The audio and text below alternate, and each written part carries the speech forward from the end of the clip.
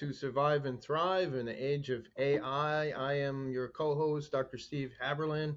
I'm here with my collaborator and friend, Dr. Shiva Jahani. Shiva, do you want to say hi to the Hi, audience? everyone. Nice to meet you, Lama, and thank you for joining us. We are honored to have you here. Thank you.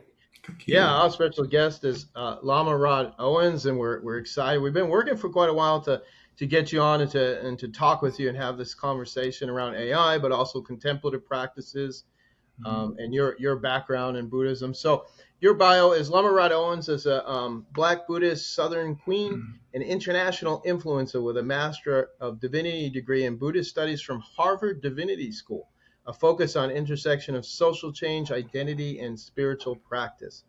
He's got some books. He's the author of The New Saints, From Broken Hearts to Spiritual Warriors, Love and Rage, The Path of Liberation Through Anger, and also a co-author of Radical Dharma, Talking Race, Love, and Liberation.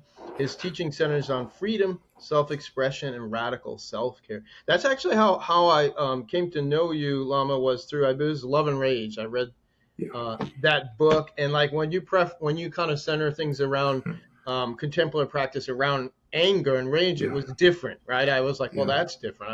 I haven't really heard that conversation before, so I ended up I think reading that book, and I really enjoyed it. So Yeah. welcome.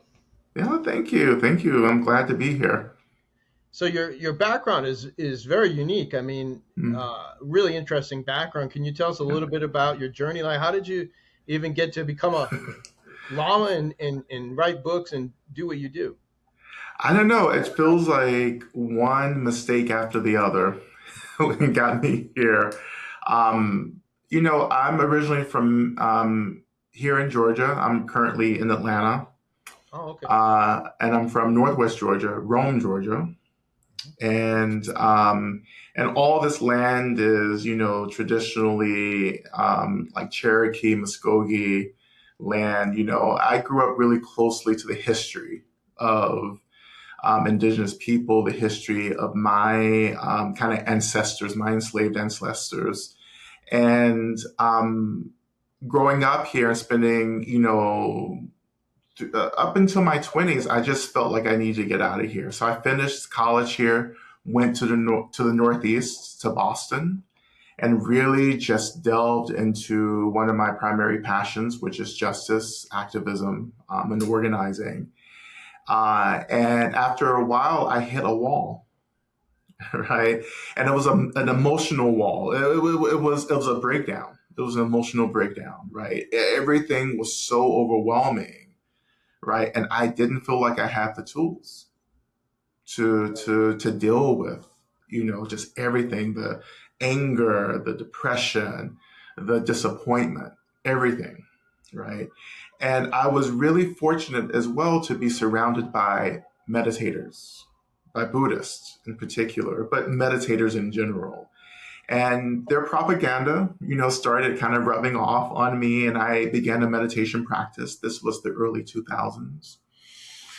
And before you knew it, right, I knew that Buddhism was where I needed to be, right, and where I needed to study. And I think Buddhism for me answered all the questions that I had about who I was and what I was and my purpose and the meaning of life and all those existential questions, right, that comes up in your early 20s. And it gave me a grounding, right? And the grounding was to pay attention to my mind, right? Is to get clear about why I was doing what I was doing, right? And to start practicing a lot of agency. But all that was really pointed to suffering. Like it was like, I am suffering and I need to end that. Like I need to do something different. And that really opened up the path. And before I knew it, I had chosen my tradition, which was Tibetan Buddhism. And Tibetan Buddhism, among all the traditions of Buddhism, felt very evocative, felt very risky, right? Felt very dynamic, and it engaged me, right? And the first thing that I was challenged to work on was anger, right? But the integration of anger, contemplative practice with social justice. And that's always been where I've lived, right? The intersection of contemplative practice, identity, and activism, right? And then before you knew it, I was at the monastery. I entered into a 3-year retreat in 2008. And in Tibetan traditions, right, to become a teacher or a lama, you enter into a 3-year retreat, which is the primary way that we're authorized. There are other ways to become a lama, but I went through the traditional 3-year retreat program, and it transformed my life. Right, it gave me the tools that I needed to continue to move forward. And so after I completed 3-year retreat, I was out in the world teaching, right? And very soon I was being led back to school, to graduate school at Harvard Divinity School, right? Which was such a blessing to be able to ground my experiential practice in scholarship, right, and study. And since then, right, I've just been in the world, really trying to move forward with integrating, a real concern for justice and equity with a really deep and engaged spiritual practice.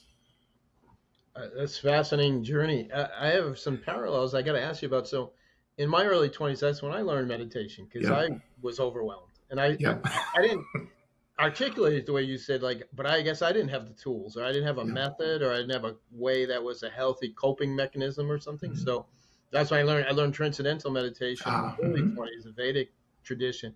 But I was going to ask you, so you were in Boston at the time you learned. It was early, maybe 2000s. What was the Mhm. meditation community like? Was it like a Mhm. meditation group you joined, or Mhm. how did you connect with other meditators? Well, I lived in an intentional community called Haley House. And it was a community that was rooted in the Catholic worker tradition. And the Catholic workers began during the Depression in New York.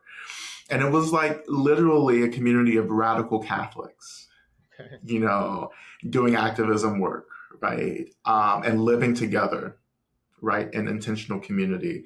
And so Haley House, which was in Boston, was influenced, right, by the Catholic worker movement. But everyone in that community, no one was really Catholic. Everyone was Buddhist. And most of the people studied back then with Lama Surya Das, right, who was a American Tibetan Buddhist teacher in the Dzogchen tradition, or the Nyingma tradition of Tibetan Buddhism. So I started with his community, right? I didn't explore other communities. I think a lot of practitioners like go out and they try different things, but I was literally, when I became interested in meditation, everything was right in front of me. The teachers, the practitioners, the books, the opportunities, right? And in many ways, Tibetan Buddhism chose me, It just right, in that clicked. moment. It just clicked. Like I had no need to explore Zen meditation or mindfulness or insight or anything else. I was like, this is where I'm at. And I say that because for me, mythology is really important, right? Storytelling is really important.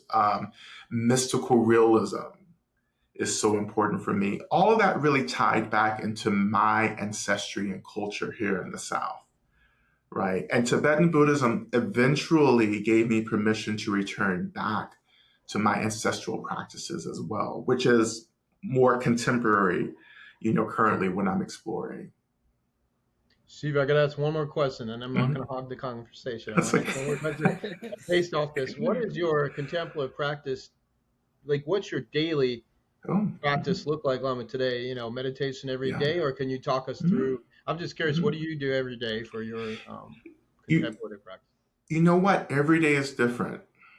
Right. I have a basic awareness practice that I do. I call it SNOL, which I talk about in Love and Rage and the New Saints. Right. So I'm always working through that. And I think people think, oh, like every day is full of ritual and ceremony. No, it's very simple. Right. So I get up and um, one of the first things that I do is that I tend to the altars in my home. I have ancestral altars, deity altars. I make offerings, I make prayers, and so forth. Right? I always want to start the day like that. And then after that, you may go into just a period of a very simple contemplative practice, a snow practice perhaps. And then the rest of the day, I'm just listening and feeling into what else needs to be done. And that includes ritual and ceremony work as well. Sometimes that means prayer, that means working outside with nature. Sometimes that's asana and yoga. Sometimes it's breath practice. Sometimes, if I'm working with a particular experience like grief, right, I may do some grief work as well. So a lot of my practice is informed by the moment. Wow, that's different. It's very fluid. It's very Yes. responsive to. Oh, that's different. I didn't expect that. Well, From that's from you. Yeah, important for yeah, yeah. me, like I think practitioners get into habits of Mm, just doing the same thing over and over again, and it turns into autopilot. And then Yeah. after that, you're not practicing; you're just going through the motions, yeah. And I went through a period. This was 2014. Um, I went through a period where I had to completely reinvent my practice because I realized that I just wasn't connected to my practice. And so I made a commitment to be much more fluid and responsive after that. Instead of just saying, oh, I need to do this every day to be a good practitioner, Hmm. I let that go and my practice really deepened after that. Wow. Shiva, Fascinating. Yeah. anything that you want to add or ask? Yeah. Mhm.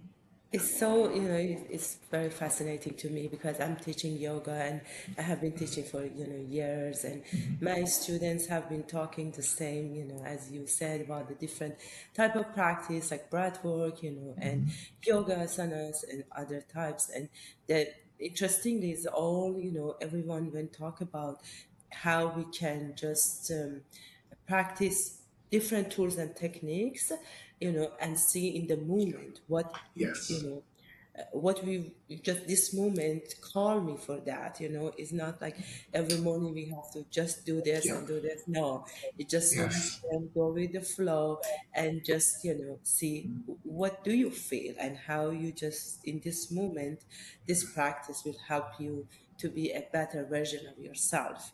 That I really love that. Absolutely. Yeah. And other thing that helps my practice is to be in relationship with people practicing all kinds of modalities. Exactly. Yeah. Right. And I learned Yeah. so much from people, what people do. Hmm. Um, I There are want to be many. yeah, there are many. Yeah. You Yeah. know, There I are just, many I, tools and techniques. yeah, yeah. And I would say, lastly, I just want to be in conversation with things as they arise. And that Exactly. means that I have to be really like spontaneous. I have to be flexible, right? I go where my practice is calling me, not just stay still somewhere and say, this is what I do. I don't grow like that as a practitioner, Well, Lama, we know responding to the moment and you know? change is big right now. We're in a Mhm. major. I think it's safe to say we're in a major societal Yeah, shift, yeah, Yeah. major economic shifts with the age of AI and artificial intelligence just saturating, whether people like it or not, saturating every yeah. aspect of their life. And we're curious what your general take is on AI. Mhm. Is it Do you use it? Do you have Mhm. Yeah. concerns? What goes through your head Well, when you hear AI? it's exactly what you've mentioned. Like it's integrated into everything. So I can't not use it, right? Everything is using AI now, right? Without my consent, I would say, in many ways. So it's like, okay, it's here now. I have to really engage with it. And I think, for me, I want to be really cautious with my relationship to AI. I think my biggest kind of feeling here is that we run the risk of AI beginning to think for us, right? And when I tie this back into my training and back into Buddhism, what I understand is that nothing can do the work of liberation on our behalf, right? The Buddha sat under the Bodhi tree 2,500 years ago, and had to work through his own perceptions, his own misunderstanding, right? That's individual work, right? And I think that we can get a little misled around AI, right? That AI is going to like solve all of our problems, right? There are problems that AI can definitely solve, but it won't solve the problem of how I relate to myself and understand myself, right? That's where I'm really struggling at right now with AI. Yeah, I was going to say, is that or is there a Tibetan Buddhist view on AI? Have the leaders Mm-hmm. come out with something, or can you help us kind of Oh yeah, understand how the Tibetan Buddhist tradition absolutely. looks at AI? Yeah. It's really interesting. I started a 3-year retreat in 2008.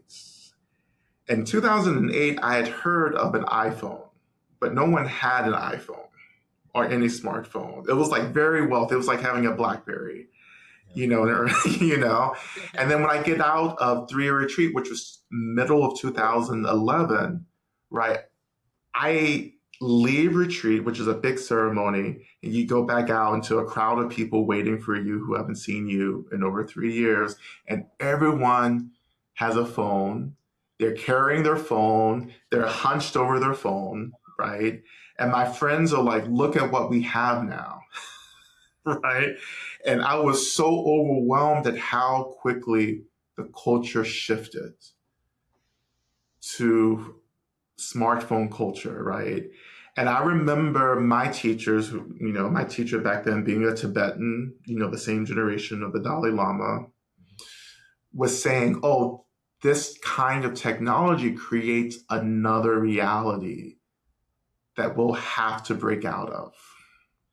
And I have held that so closely with me over all these years that indeed technologies, and particularly AI, it creates another layer of reality, right? That makes it hard for us to find a tethering or rootedness in just the present moment, What would right? be the first layer of reality in the Buddhist view, for just for people listening, would be your own delusions, your own greed, your own anger, these kind of. Yeah, it's the misunderstanding of self. It's like the illusion that there's a self-existing autonomous self. Mhm. So that's the first illusion, right? And then this self gives rise to a reality that we call samsara, right? Samsara is individual and collective, Yeah. right? And samsara literally means cycle or will, right? But I often think of samsara as just this expression of delusion. Mm. Like I am living a dream and I think it's super real. And I'm just reacting to the realness of everything. And that intensifies a suffering. But that suffering is really the feeling of being very distant from the real truth, the ultimate truth of things, Mm. And then right? you have now this technological But then it complicates it. Yeah, reality now that just yeah, muddles, right? Just really. yeah. Okay, okay.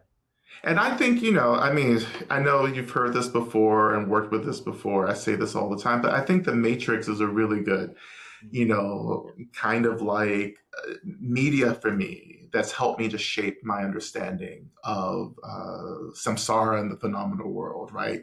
This is a program that I'm trying to cut through to get back to the truth, right? And AI, which is what Matrix is based on, is AI, but AI creates another layer, right, of a reality, right, that we can get wrapped up in. So AI can take us out of even this basic samsara into another Mm. samsara, right? Which is why I really love the Matrix, because you get out of the Matrix, you get back to the real world, you're still in a whole bunch of struggle. Mm. Like you're still a human living underground, Yeah. right? But And yeah, so, and this is why, and that creates another dilemma, illustrates another dilemma, is that Why would you leave the matrix if you knew that you're going to be ending up in an even harsher reality? Right. So why would we try to give up AI, which is moving very quickly ahead with really establishing realities that are just really based on pleasure, comfort? Like, why would we want to eventually resist that to come back to this experience of being with our discomfort? Mm. Right. I And it's will. seductive. You go. Mm-hmm. You go Yeah. ahead. Go. Mm-hmm.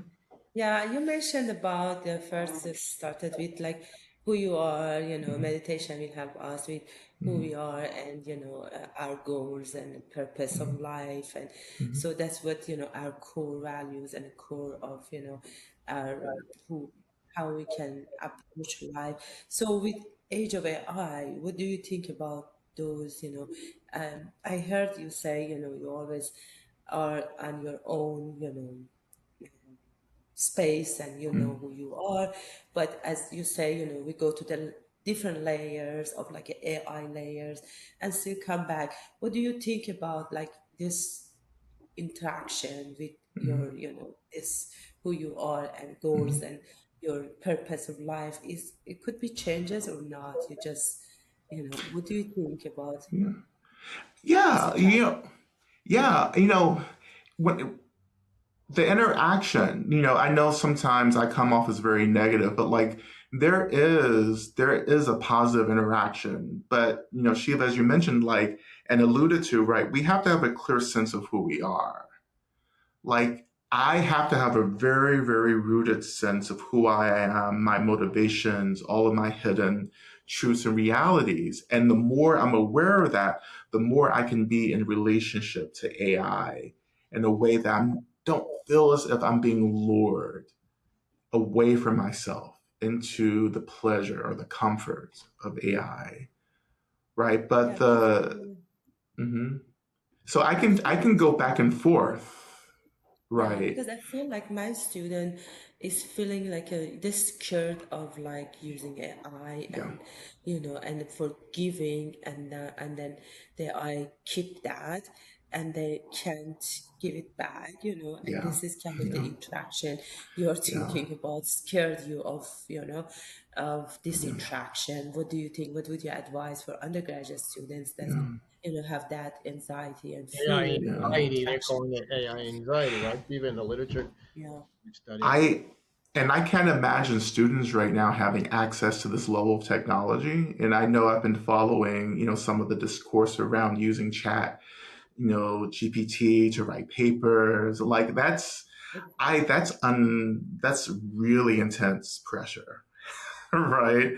And I would, for students, I would say, what, we have to start setting some boundaries around our relationship, our usage of AI, right? And I think critical thinking is where we start to draw the line. Like, I can't let AI do my work for me, even with some of the less intensive programs, like, Microsoft Word now includes AI where you can clean up language and write paragraphs. And I have found myself saying, actually, no, like I need to write and express myself, right?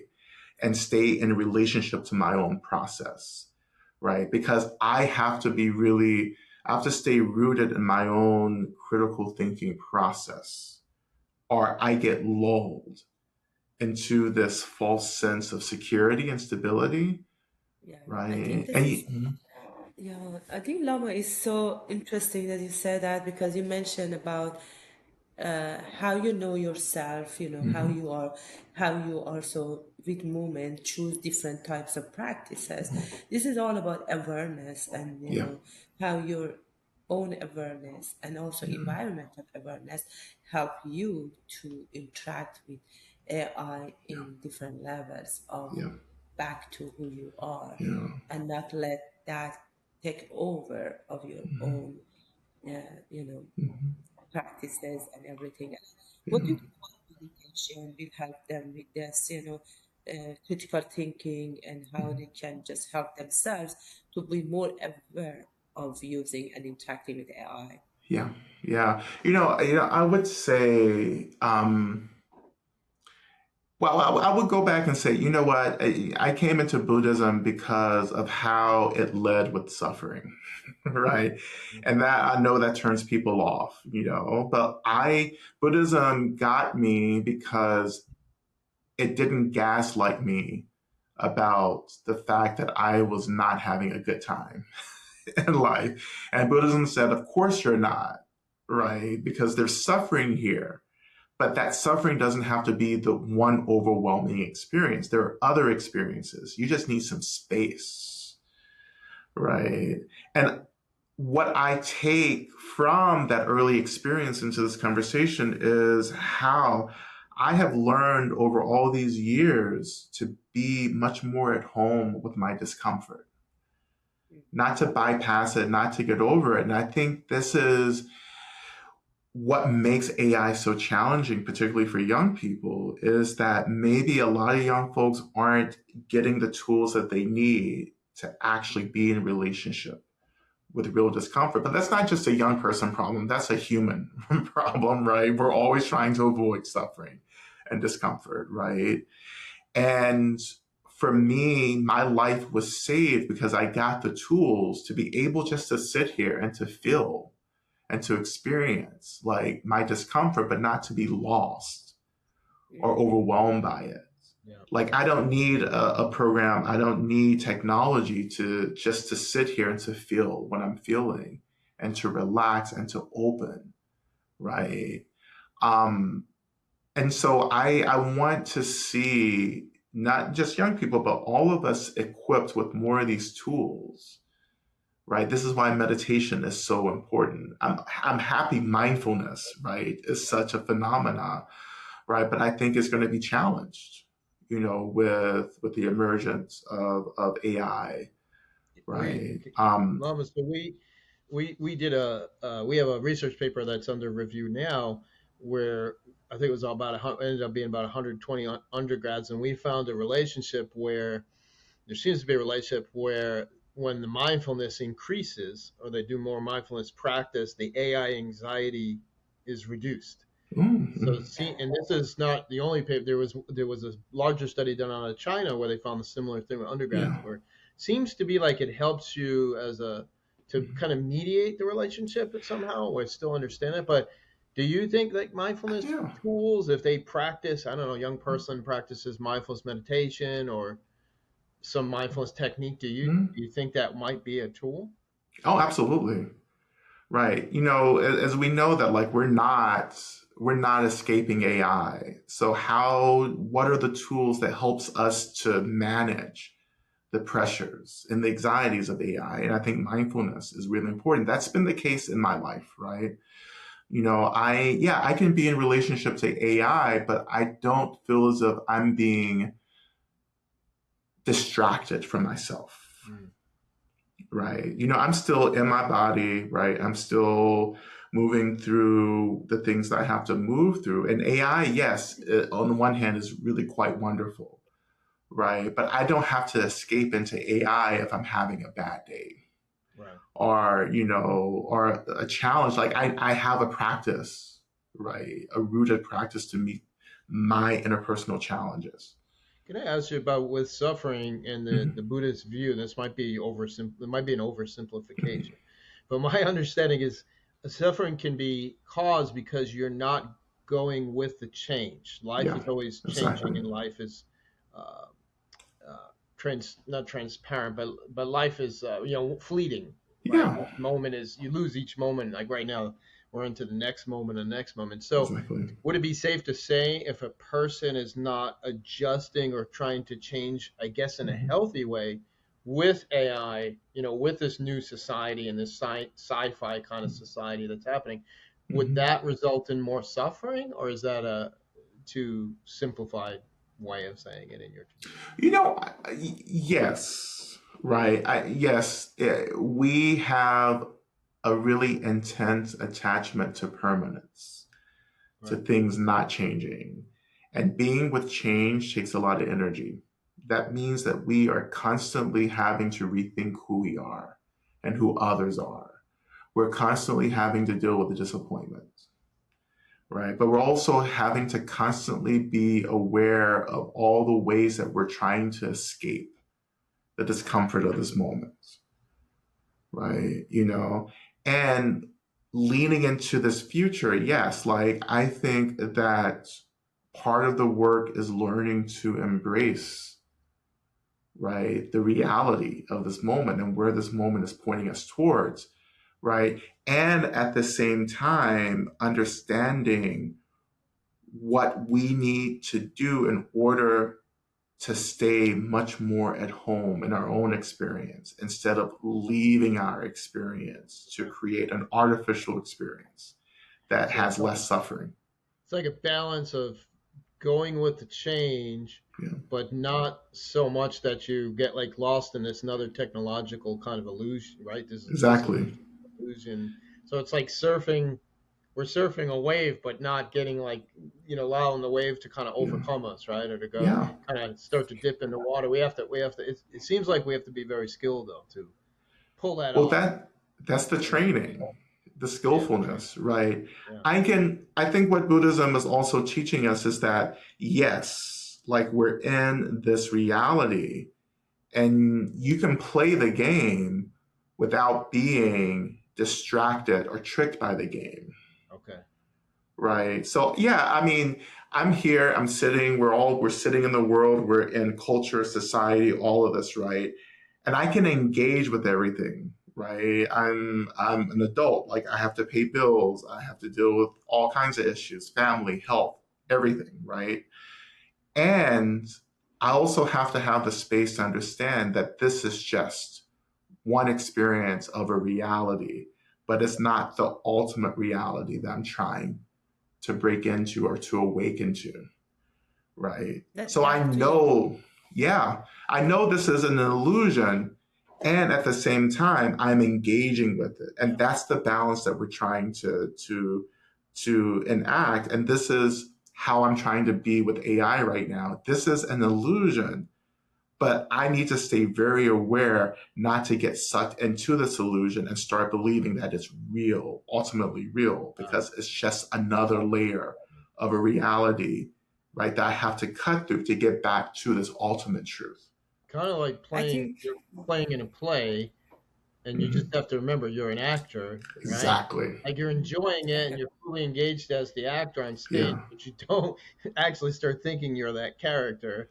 Yeah. You don't lose yourself in the acting. I'm sorry, Shiva. Go no, I was thinking about, as I was listening about the how meditation and always checking and asking yourself, what is my purpose, ultimate Yes. goal, ahead. Yeah. that always help you to know, you know, what to do. Is a navigation, it's Yeah. just navigate, just go and interact, but back again to, to your own identity and Yeah. also to, meditate with purpose of life and Mhm. also, change everything as you say Mhm.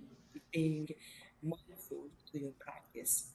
Yeah, absolutely. Right. And like I often say too, that being in the world is like being a drag queen.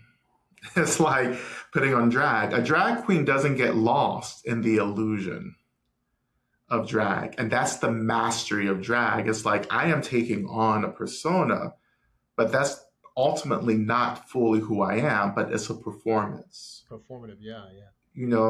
And that's what we're trying to get to, right? And on top of that, we want to to be connected to our lives. Well, we want to choose ourselves as much as possible, to choose our experiences, to choose to be with our bodies, to be in the moment as much as possible, right? And the best way to do that is through compassion. And compassion is really about telling the truth about discomfort and learning how to tend to that discomfort, right? I work with a lot of young people as well, and there's a lot of hopelessness, on top of AI anxiety. And I ask young people, okay, what do you care about? Like, what are you passionate about?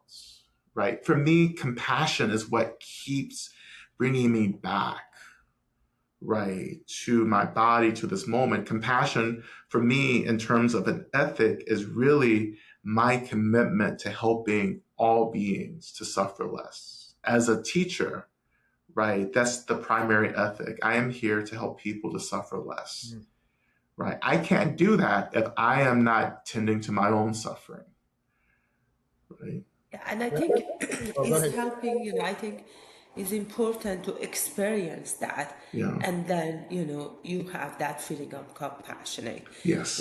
That's what, yeah, people cannot feel other people's pain or any other suffering except they have been experiencing in some extent, not exactly there, but they help them to be compassionate.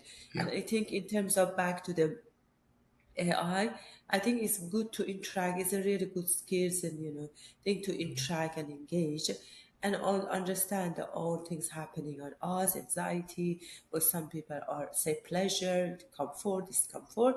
But in the end, I think meditation and being mindful, and also back to purpose of life and everything, and being compassionate will help us to use it in a good way, and and healthy way of interaction, and also help us to be a better person, a version of ourselves. Yeah, absolutely. Right. Lama, so somebody, we have a young person listening, or even Hmm. faculty out there, anyone feeling a lot of anxiety about the change that's happening and the demands of today in society. Yeah. What would, and you say you work with young people. Hmm. What would be like Hmm. one practice or one Hmm. basic level method or practice that you could kind of walk us through that they could do for anxiety, or maybe just feeling a flood of emotions, or Yeah. Yeah, there would be two things. Like, first, some practical advice would be to become really clear about what you should be doing and what you shouldn't be doing. Or my language is often around work. It's like, what is my work? And whose work am I doing that I shouldn't be doing?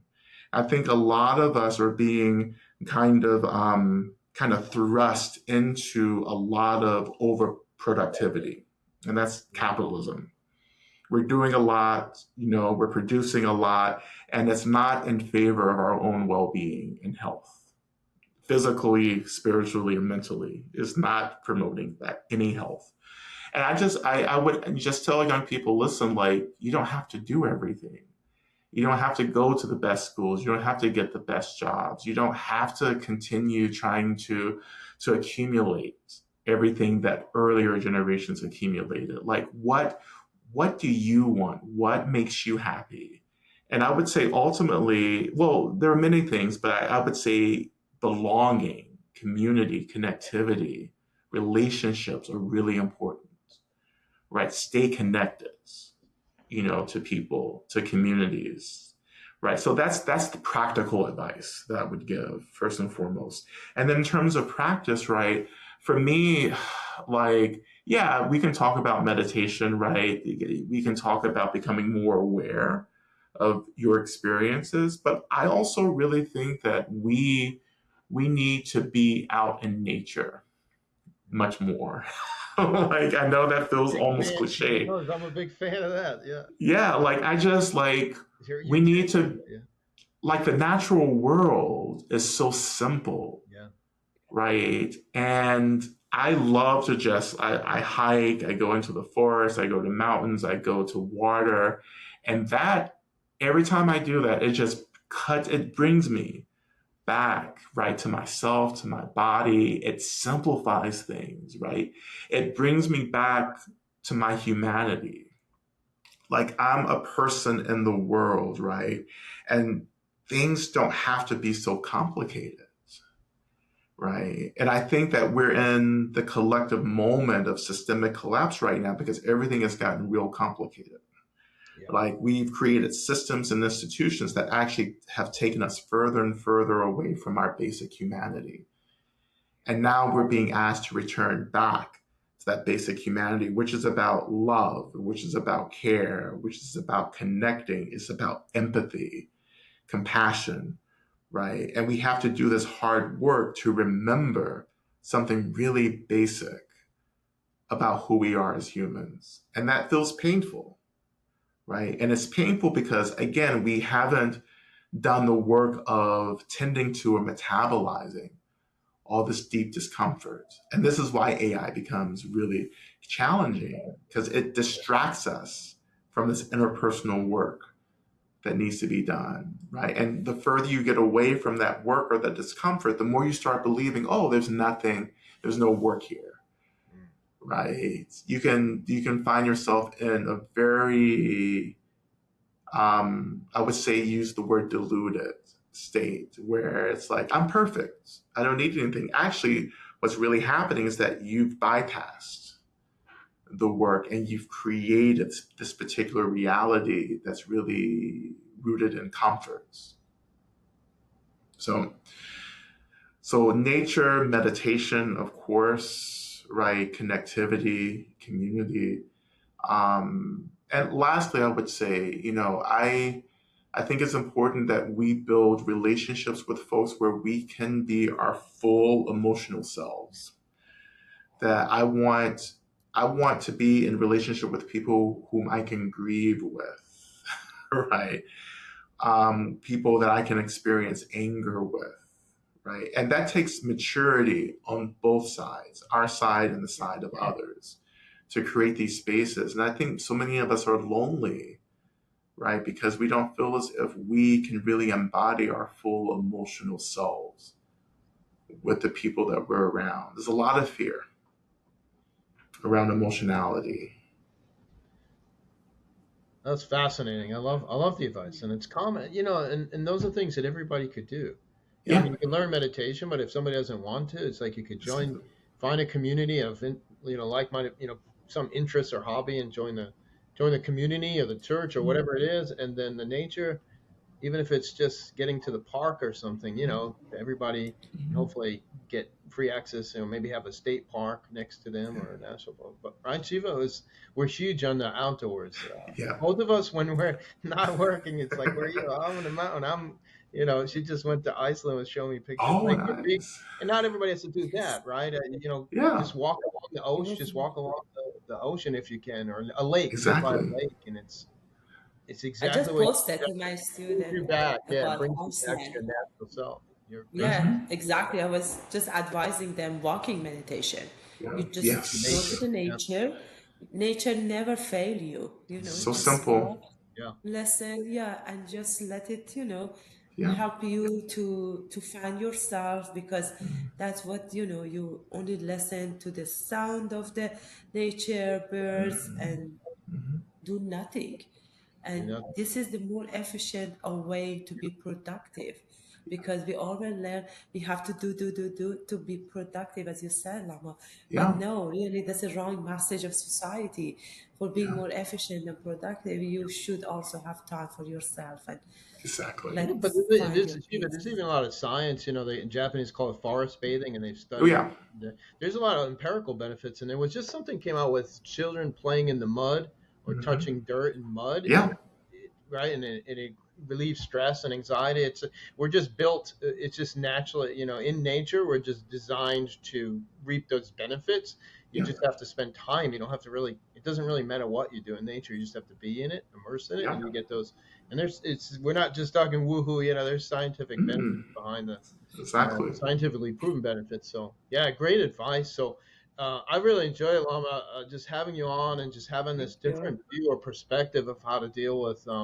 Yeah, I think you nailed it. It's very complicated systems and Yeah. ways of living nowadays, where people are very stressed and unhappy and trying to figure out like what's coming next. And you can't blame them because we're moving Yeah. so fast. But Exactly. yeah, yeah. So thanks so much. And Thank you what's so next? Maybe we'll much. leave with Shiva. Maybe we leave with this. What's the next project? What are you working on? Like, Hmm. what's the next thing? Maybe that we talk about productivity, but what's the next?